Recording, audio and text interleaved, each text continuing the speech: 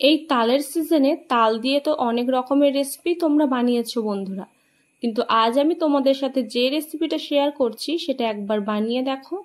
এটা এতটাই তাড়াতাড়ি বানানো হয় আর এত কম খরচে আমাদের হাতের কাছে থাকা উপকরণ দিয়েই বানানো যায় যে যে কেউ যখন তখন এই রেসিপিটা বানাতে পারবে। আর এটা এতটাই নরম তুলতুলে যে মুখে দেওয়া মাত্রই মিলিয়ে যায়।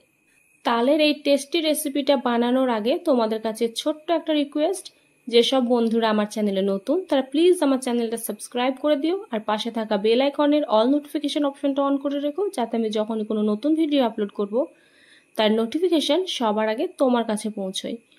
সাবস্ক্রাইব করতে কিন্তু কোনো রকম টাকা লাগে না, এটা সম্পূর্ণ free. Hello friends, welcome back to my channel cooking with রি দেবনাথ। তো চলো বন্ধুরা, ভিডিওটা শুরু করা যাক। যেহেতু আজ আমরা তালের রেসিপি বানাবো, তার জন্য আমাদের প্রধান উপকরণ হচ্ছে তাল। তো এখানে আমি একটা পাকা তালকে খুব ভালোভাবে ঘষে তার পাল্পটাকে বার করে নিয়েছি। এবার আমি তোমাদেরকে এমন একটা উপকরণ দেখাবো যেটা আমাদের সবার বাড়িতেই থাকে, এই যে মুড়ি। এই মুড়িটা আমাদের ঘরের চালের ভাজা মুড়ি বন্ধুরা। তোমরা চাইলে বাজারে যে মুড়ি কিনতে পাওয়া যায় সেটাও ব্যবহার করতে পারো। তো এই মুড়িগুলোকে প্রথমে আমি খুব ভালোভাবে মিক্সার গ্রাইন্ডারে গুঁড়ো করে নেব। তো দেখো বন্ধুরা, এখানে আমি মিক্সার গ্রাইন্ডারে খুব ভালোভাবে মুড়িগুলোকে গুঁড়ো করে নিয়েছি আর এগুলো কত সুন্দর গুঁড়ো হয়েছে, কোনো গোটা নেই কিন্তু। তোমরা যদি এটা শিলপাটায় গুঁড়ো করো সেই ক্ষেত্রে মুড়ির গুঁড়োটাকে একবার চেলে নিও যাতে গোটাগুলো বেরিয়ে যায়। তো আমি যেহেতু মিক্সার গ্রাইন্ডারে গুঁড়ো করেছি, কোনো গোটা নেই, তাই এগুলো চালার প্রয়োজন নেই।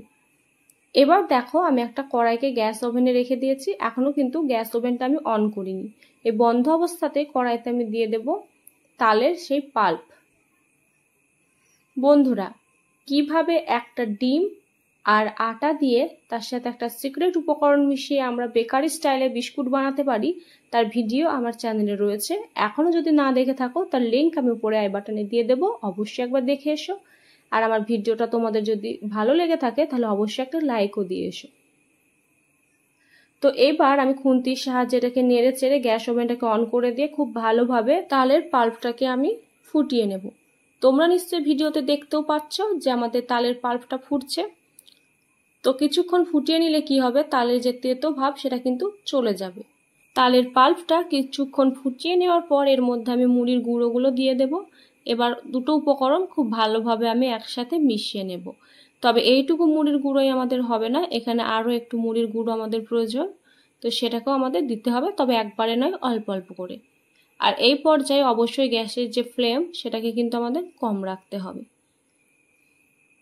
তো চলো, এখানে আমি আরও কিছুটা মুড়ির গুঁড়ো দিয়ে দিই।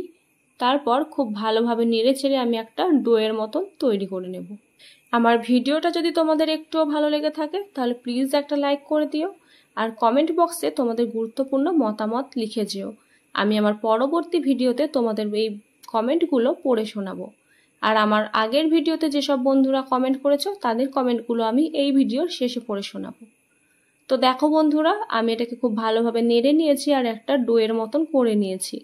এবার আমি গ্যাস ওভেনটা অফ করে এটা কড়াই থেকে অন্য একটা পাত্রে নামিয়ে নেব। তো দেখো বন্ধুরা, আমি একটা বাটিতে এই ডোটাকে নামিয়ে নিয়েছি। এবার আমরা এর মধ্যে বেশ কিছু উপকরণ মিশিয়ে দেব। তো কি সেগুলো দেখে নাও। তো এখানে আমি দিয়ে দেব সামান্য একটু বেকিং সোডা, বেকিং পাউডার নয় কিন্তু বেকিং সোডা। এবার আমি এর মধ্যে দিয়ে দেব 1 চামচ ঘি।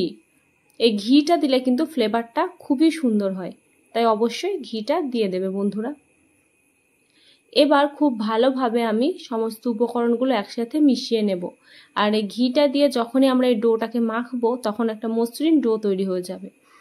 পাউরুটি, পিৎজা এবং বিভিন্ন ধরনের বেকারি জিনিস বানানোর জন্য আমাদের ইস্টের প্রয়োজন হয়েই থাকে, কিন্তু সব সময় হাতের কাছে না থাকায় আমাদের অসুবিধাতে পড়তে হয়।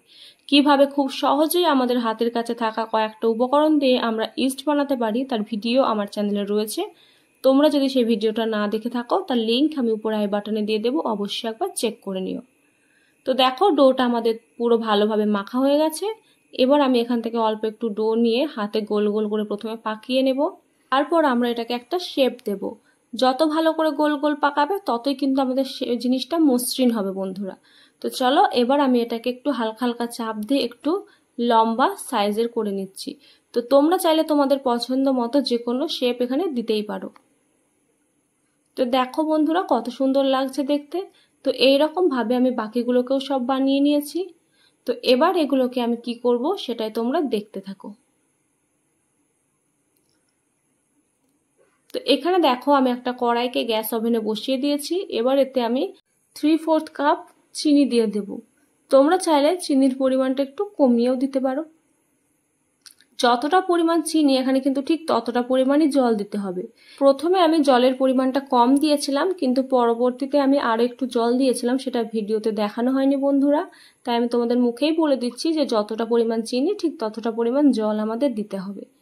এবার চিনিটা গলে যাওয়া এবং রসটা ফুটে ওঠা পর্যন্ত আমরা অপেক্ষা করব। তো দেখো বন্ধুরা চিনি আমাদের গলে গেছে আর রসটাও ফুটে গেছে। এবার আমরা কি করব, হাতে দিয়ে দেখব যে চ্যাটচ্যাট করছে কিনা, ঠিক যেমন রসগোল্লার রস হয় ঠিক সেরকম। এবার আমি এই রসের মধ্যে আমাদের বানিয়ে রাখা সমস্ত তালের মিষ্টিগুলোকে দিয়ে দেব। তারপর খুব ভালোভাবে একটু হাই ফ্লেমে এগুলোকে 2 মিনিট মতো ফুটিয়ে নেব। বেশি নাড়াচাড়া করবে না বন্ধুরা, তাহলে কিন্তু একেবারেই গলে যাবে। তো চলো কিছুক্ষণ ফুটিয়ে নেওয়ার পর আমি ফিরে আসছি। তো দেখো বন্ধুরা আমি এগুলোকে ফুটিয়ে নিয়েছি, আর তোমরা দেখতেই পাচ্ছ এটা রসে অনেকটাই ফুলে উঠেছে। আর কিছু কিছু দেখো গাটা গলে গলে রসের সাথে মিশেও গেছে। ঠিক এরকমই আমাদের চাই বন্ধুরা। তো দেখো বন্ধুরা কত সহজেই আমরা বানিয়ে নিলাম তালের রসবড়া। বাড়িতে অবশ্যই একবার ট্রাই করো তালের এই রসবড়া। এতটা সুস্বাদু যে কেউ বুঝতেই পারবে না যেটা মুড়ি দিয়ে বানানো।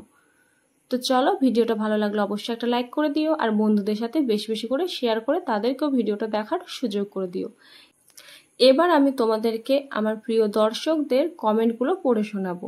আহার ফুডস কমেন্ট করেছেন দারুণ হয়েছে। বনি দেবনাথ কমেন্ট করেছে ভালো হয়েছে। আর মলয়নাথ কমেন্টে 2টো লাভ এবং 2টো স্মাইলি ইমোজি দিয়েছেন।